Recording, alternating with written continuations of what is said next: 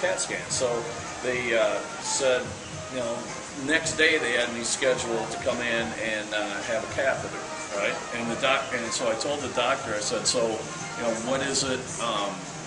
You know, do I need to go do my exercise? At the time, they were wanting me to, you know, get some exercise, so I'd walk 1 mile, right? That's all I could do. And he told me that doing my exercises tonight, I had no more of a chance of having a heart attack than anyone else my age would have a chance of having a heart attack.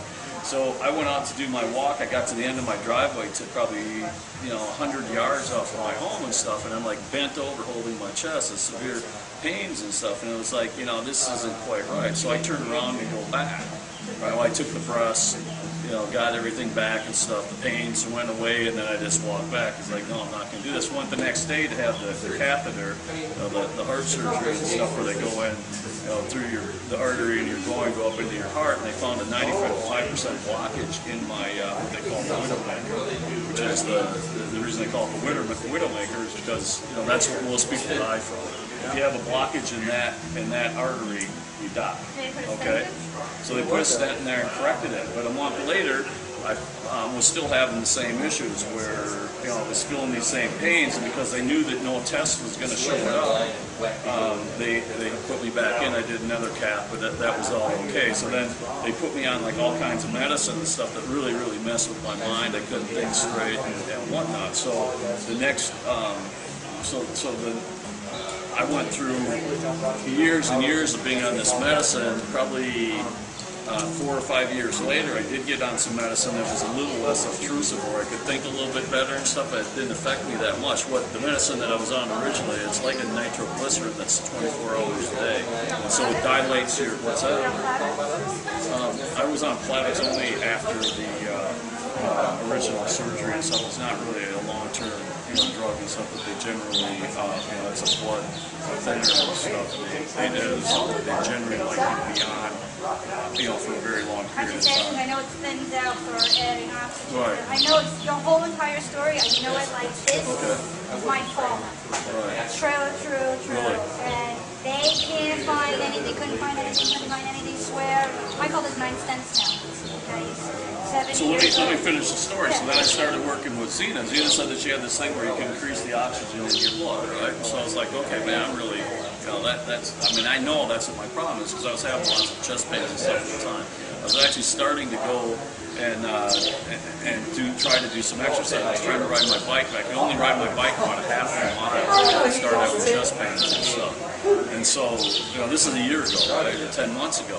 And, you know, it was scaring the hell out of me and stuff. And she said, you know, that you can increase the oxygen. She also makes a whole bunch of other claims with, you know, losing weight and, you know, not getting sick and, you know, a bunch of other, you know, what really seems to be kind of outlandish, even though, you know, you have to believe what she's saying. I mean, it just doesn't make sense that would really, you know, help so much with all this stuff. So I went ahead and started doing her program. The next day after I started it, I went out on my bicycle and went a mile and didn't have well, it has to do with breathing.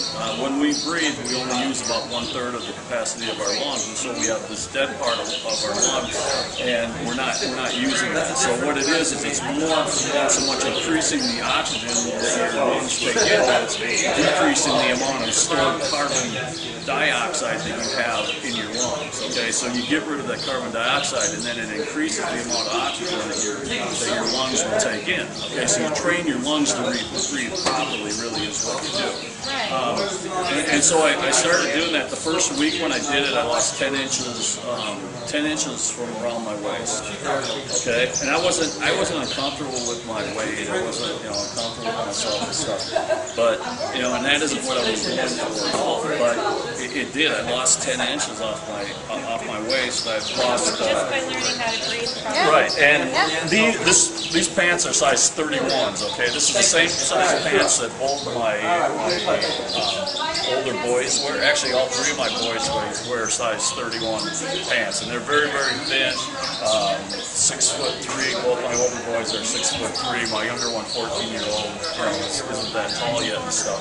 But we all wear size 31, and I mean, I just feel great. I've been off every bit of my medication and stuff. I still take the stuff to lower my cholesterol just because of my high risk factor.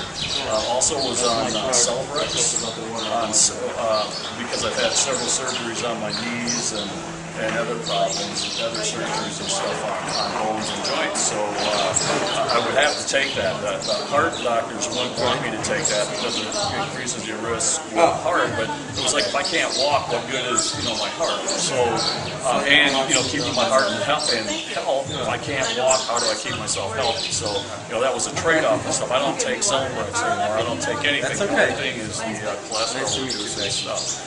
But I mean, I just feel so good with everything, and like right away too, it tightens your skin. So like at the time, the only thing really, like it wasn't the gut thing and whatever. I mean, I wasn't that concerned about that, but there was only like one thing that really bothered me a little bit, and I had a little bit of a double chin. And like after a week or maybe two, that was all gone. Just stretched everything, the color, everything was just like crazy, got better. I gave you my color email. Yeah. I would love it. But it really, because I'm sure whatever she has, I don't. Crazy and I've definitely seen the difference between that. So maybe I can learn some more about other stuff. Yeah, but that's Zena Trainer, and you can find her on Twitter and stuff too. What? Zena, like Z-E-N-A? Z-E-N-A Trainer. And you can find her on Twitter and stuff and ask her whatever. Tell her that that I sent you my Wesely, and she definitely knows me, whatever. But I mean, it's just crazy. I can't explain.